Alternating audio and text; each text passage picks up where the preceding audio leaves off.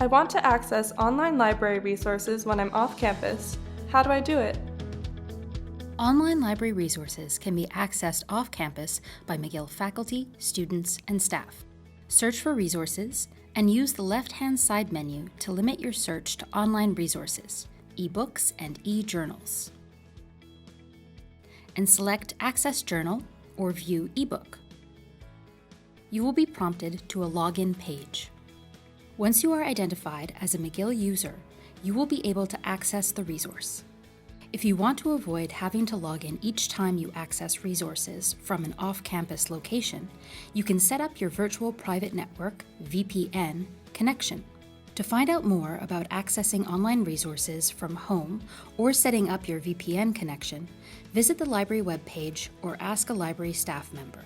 Visit our website and follow us for latest news, announcements, and events. Thank you for watching.